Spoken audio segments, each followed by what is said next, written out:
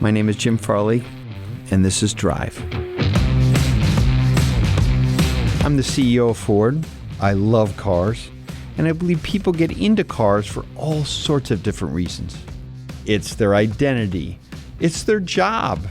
They want to change the world. They want to have fun. For me, it was simple. I wanted my freedom. My guest, Patrice Banks, is the same. And it all started with a Chevy Cavalier. It was brown on the inside, brown on the outside. We grew up really poor, and my mom didn't even have a driver's license. She didn't know how to drive. And I worked 2 jobs in high school to help pay for my Chevy Cavalier. And so I just remember that first car really meaning freedom. I came from a really troubled home, and gave me the opportunity to kind of escape and get out and find something that was for me. Was there a particular trip where you were like, when I look back, Yeah. that was like a moment? Yeah, definitely driving down to the beach with my friends in the summertime. And we got to go by ourselves without our parents, was a big deal. And we just felt like we had the world, right? We owned the world. You couldn't tell us nothing. We were having a good time. So what was on the radio? Bone Thugs and Harmony, Notorious B.I.G. Oh, got it. Yeah. Was definitely playing. Yeah, we were listening to rap music. I had that car all the way through college until I let a boyfriend drive it. And he burned out the engine, just being stupid. I miss it. I'm mad at my boyfriend. Where do you think it is right now? I'm hoping heaven. All cars go to heaven, the good ones. Yeah. It'd be great if we could track the cars in our lives and we Right. can go and Right. talk to the other people. Right. Well, anyways, last night I was in Detroit and I was driving up Lake St. Clair. If you ever seen Gran Torino, that movie with Clint Eastwood, there's a last scene where he's driving along the water. I was on that road and I drove by a park and I looked at that park and I said, oh my God, that's the place I kissed my first girlfriend. I was from Connecticut. When I was 14, I worked in an engine rebuilding business in LA. I bought a 1966 Mustang, and over the summer I rebuilt the engine. And without any license or insurance, I drove it across the country back to Michigan. And that freedom was really intoxicating. And I had such pride in that car. People like, why are you washing it twice a day? I was like, because It's my car. And anyways, so last night I hadn't thought about that in 40 years. But I remember also not telling my parents I was going to drive it down to Detroit on the way back to Connecticut, and just so I could see her. And that moment happened in my life, and it gave me a lot of confidence to drive across the country. And I don't want to say disobey my parents, but we'll do whatever I wanted to. It's a risk too, right? It's like taking a risk doing it, but it's believing in yourself and saying, I can do it. You're not afraid, right? And that's what kind of entrepreneurs are made of. So let's talk about the business you built. Your concept is kind of different than the normal experience for repairing a vehicle. And what was your vision, and how did you put the pieces together to pull off a different experience for your customers? Yeah. It's interesting. One of my favorite quotes is from Steve Jobs. He says, you can't connect the dots until you look back. And when I look back on my life and my car life, I think, man, I've been preparing my whole life for Girls Auto Clinic. When I was an engineer, me and one of my friends, she also worked for DuPont as an engineer, we would go to my office and we would eat lean cuisines, and we would book our oil changes at like a quick lube spot, and there was a nail salon next to it. So we would get our nails done while we were getting our oil changed. And we just thought we were so clever, right? Just, women were always multitasking. And so when I was thinking of, I want to create experiences for women that they look forward to with their car, they'll be excited about. I was excited to get my oil changed because I knew I was getting my nails done.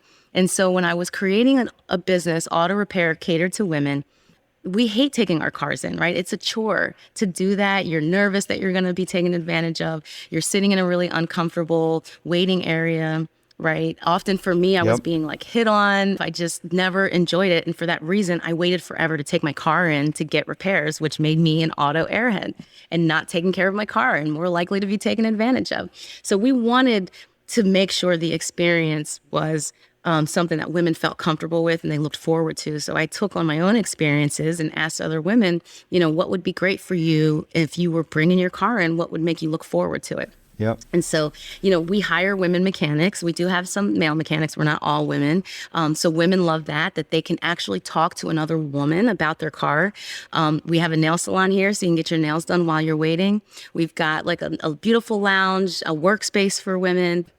And I'm going to bring you out here and I'm going to show you what's going on, where we see the leak, why we're telling you you need this. And they love that, right? They love bringing their kids too, because their kids are seeing women working on cars. It's becoming normal for them to see a woman mechanic. And ultimately, when you make a space for women, and feminism is about intersectionality. We've got a lot of our customers are from the LGBT community because they feel safe here. And we want to make sure that we're serving people who felt underserved or felt mistreated or misunderstood. We all have vehicles. We all need our vehicle. And it's important that they feel good about their cars and their choices they make. And that's what ultimately I'm trying to create, that type of experience that I would want, right? If I was taking my car in. Yeah, let's talk about that, because I'd like to talk a little bit about this whole male domination of automobiles, where half of the customers, or more than half of the customers, feel completely intimidated by getting car serviced or buying a car, to the point where super smart Lehigh graduates ask their brother or cousin or father or boyfriend to go buy the car for them. I mean, what the heck happened? It's kind of just the issue that we're having in general right now when we're talking about women's and women's rights.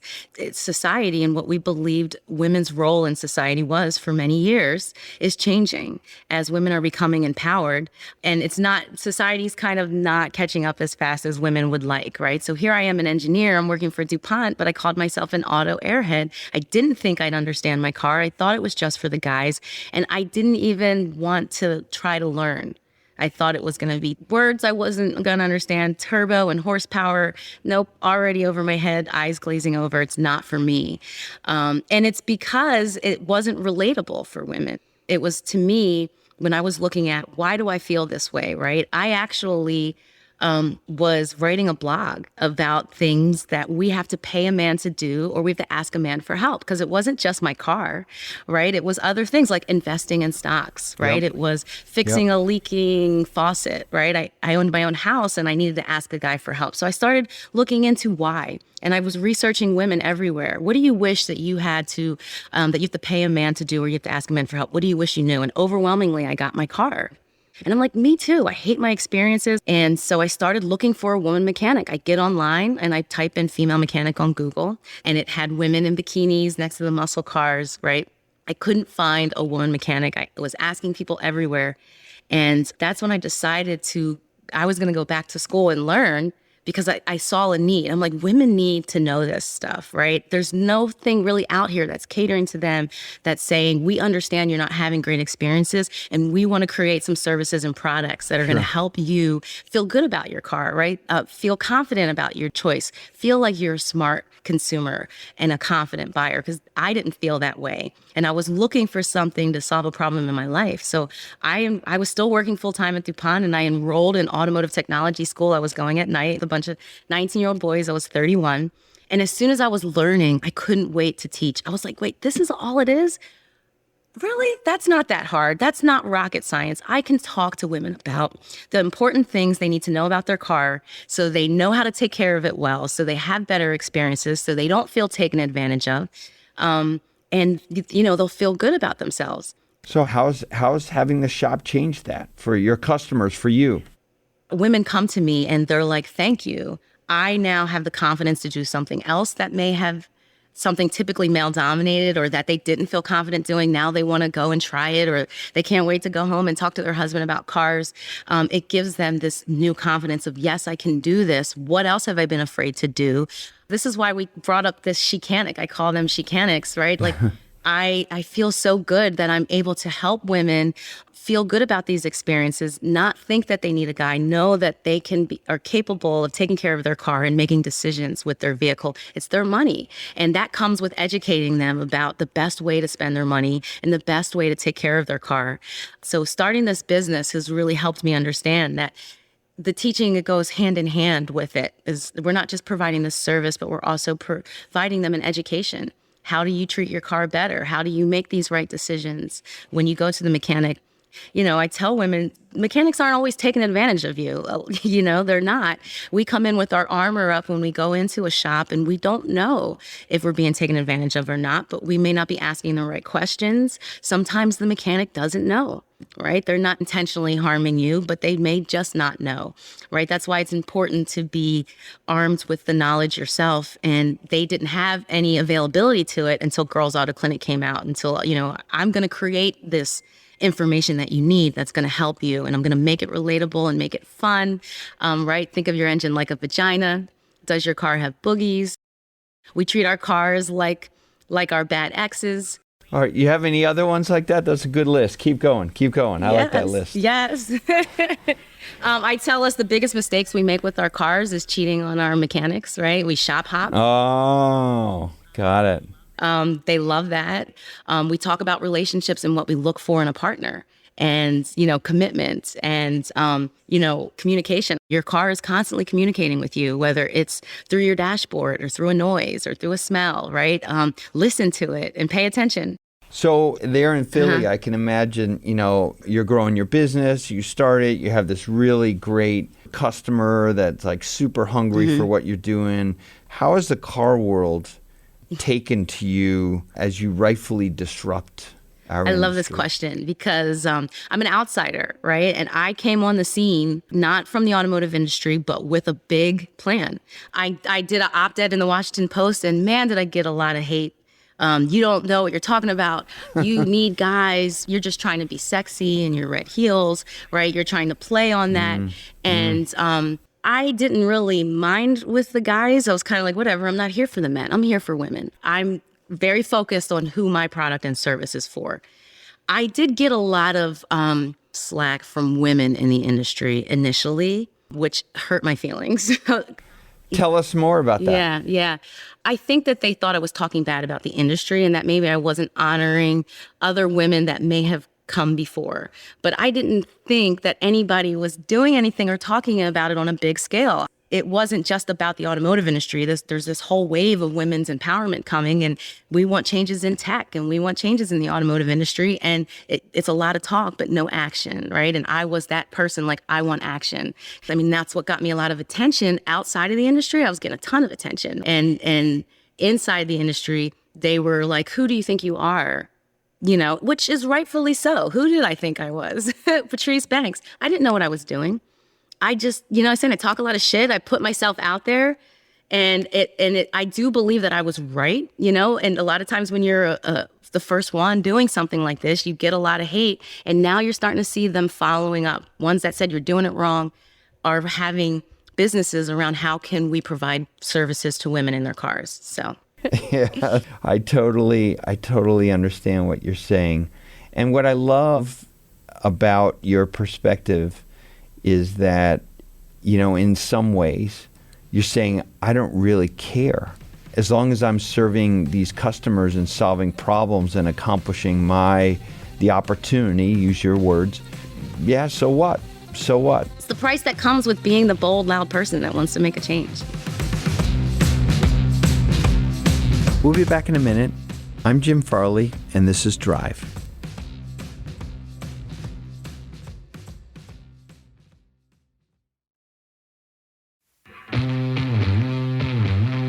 Hi, I'm Jim Farley. This is Drive, and my guest today is Patrice Banks. So let's take a left turn. I want to talk about electric cars. You know, at Ford, we're spending $30 billion, not $30 million, $30 billion on completely changing our business and going to electric cars, retooling our factories. And electric cars, for me, took me a while to realize it, are better cars. But one of the reasons why they're better is that they have 20 or 30% less moving parts, and the parts that they eliminate are the really complicated problems that you're trying to solve every day, powertrain mostly. How do you think about an electric car, not as a consumer, but as someone who owns a business that repairs internal combustion engine vehicles? So the problem I'm trying to solve is, why do women have bad experience in the automotive industry? And I believe it's because there aren't women working in this industry, right? Less than 2% of women are mechanics, less than 7% sell cars. And so I see this electric vehicle coming. And I think it's not an obstacle, but an opportunity. I hire women mechanics here at Girls Auto Clinic. So how can we make sure when the electric vehicle industry comes, that we are hiring, training women to work on these cars, to solve the problems that they're going to have? Do we have women involved with the decisions making these electric vehicles? Because women are going, again, if we're the number one customer in the automotive industry, we're going to be for electric vehicles. And so how can we make sure we're still including women as this market is growing, and not make the same mistake of excluding them and building a product without including half your market? And so part of what I'm doing with Girls Auto Clinic is not just opening repair centers, but how do we get more women hired, trained, and retained in this industry? And that includes the electric vehicle market. I'm very excited about how we can get involved with that. And it may even be an opportunity to include more women, because it's not the back-breaking, knuckle-busting work like removing engines and things like that. So you have an opportunity here to diversify your workforce. And some of the issues that we have that I've seen, that's, women do struggle with working in the industry, especially because it's very laborious, the work that you're doing is, when we do have children or they're getting older, they often drop out. And so I plan to be a part of it, and to be here as a help, and to help train and educate women, and retain them, figuring out ways that we can create a workspace that, is accommodating to women, so they will stay in these roles. So on a really serious topic, which is the one you're bringing up, at Ford today, just in the U.S., we have 10,000 dealers around the world. Mm-hmm. We have about 4,000 in the U.S. In those 4,000 dealers, average has probably 10 lifts and service bays. And right now, our current gap between the amount of customers coming in who want their vehicles repaired and the actual technician count, we are short somewhere around 20,000 people. Mm-hmm. You know this because you're finding your team every day and training them and scaling it. What do you think we should do about this talent gap? And it's, these are good jobs. They're tough jobs, like you said, but they're good jobs. They can be really rewarding, and you can have a great living. But it's a crisis in our industry. Yeah. What do you think we should do? So I do believe that it's a crisis. I do believe it's cultural, right? And I know when I went to school, you got to go to a 4-year school. You got to be an engineer if you want to have a good career. All the kids who weren't smart went to the trade schools and went to the automotive schools, right? And so it's like a self-fulfilling prophecy. And kids don't want to go to those schools because they weren't considered smart, right? So this kind of communication is important, and what we're telling our kids about it. So they're trying to do that now, where they're changing the conversation about, you can have a good career, you can make money. You need to be smart to be a technician, to be a mechanic. This is not a job for people who don't get good grades, right? This is tough work. You need to be able to be a critical thinker. You need to be able to solve problems. You need to be able to think in puzzles. It's not easy, right? So it's changing that conversation. But also, how do we hire women to help fill these gaps? Now, I get emails, and I've been on calls with some, executives at Jiffy Lube and Carvana and some of these big names saying, Patrice, how do we find women? How do we find people of color? How do we find techs that are from the LGBT community? Because they want to recruit. They're like, we're going to high schools and we're recruiting. And I'm like, stop recruiting. I get emails almost every week from women. They're in their 20s, 30s, 40s. I love cars. I want to work on cars. I don't. And here's why. I was discouraged when I was a kid and told I had to go into something else if I wanted to make money. I did join it and face discrimination, or I didn't have sponsors or advisors, didn't get good jobs, so they drop out of it and they go into a different profession. And they see me and they're like, how can I want to learn? Can I come work for you for free? And I'm just this small little 3-bay shop in Philly. I can't hire all these beginner women, but I talk to these executives and I'm like, listen, I'd love to create some type of program where we can train these women. You guys can help and we can start filling these positions with getting not 16, 17, 18-year-olds right out of high school, but there is a market of women in their 20s and their 30s and their 40s that want to do this. They're looking to change their career. They're feeling more empowered. So it's about the representation, obviously, changing the conversation about what it means to be a technician, how important our roles are to society too, right? Like you can't outsource a car mechanic. And, we need to get more women involved if we want to close this gap. And I believe that it's going to take time and resources, creating workspaces that fits majority of women working in it, right? Most of the time women don't work at dealerships is because your hours are 9 to 9, right? 6 days a week sometimes. It's not accommodating to women with children. If women have to come in late or bring their kids to work because the kid was off at school, right? We have to accommodate those types of things and think about that when we're hiring women. So, how can we get them trained and build spaces for them that they'll retain these positions? They're not going to leave again because they're the only one. And we know how hard that is to be the only one as a woman or a person of color. Yeah. So I think you're absolutely right. It's about designing opportunities for people, but doing it in a way where it's safe and they have a safety net to learn. And it's an encouraging place. So yeah. A guy named Phil Hill gave me a chance to work on cars. He gave me a job as a custodian. And then after a year, I got upgraded to his interior person. I learned more about what makes a good car at that shop than I have any day since then. Yeah. And if that person had not given me that chance, I'm sure there's no way I would be leading Ford. I totally get that. That makes sense. And a lot of these women, like they can't really afford to go back to school for automotive, because it's not cheap, and it also is a lot of time, right? And so they want to be in the industry, they want to work in the industry, but they don't know how to get in. They don't have a lot of money for training, but they do have the passion. And the automotive industry is saying, where can we find women? I'm like, well, they're in my inbox, right? Like, how do we get them? How do we capture these women and help them? So I'm excited. It's just good for the automotive industry. So I think that's what I believe I'm doing, is solving a problem for both women in the automotive industry. Well, it's wonderful to work in an industry that is being changed by people like you. Thank you. So on that note, maybe final question. Okay. What advice would you give me as the CEO of Ford?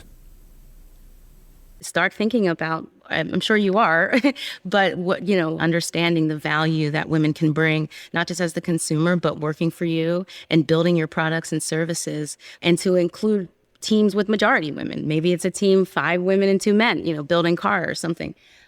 Being very intentional about it. And I think it's going to be important moving forward for any business is making sure they're very intentional about their diversity as we're becoming, larger global economy. Women are becoming more empowered. We're doing business with people all over the world that speak different languages, that look different and have different cultures than us. The automotive industry is primed for change. Sure it's is. still mainly white male. Sure is. And I know that it's hard, and a lot of people don't know where to start. The future is about building your own communities for your products or services and listening to them. Mm-hmm. Yeah, so I think finding those communities, and women is a big one, that are going to help you design your next product and services, not leaving them out, and figuring out how we can get them involved as customers, but people who work for Ford.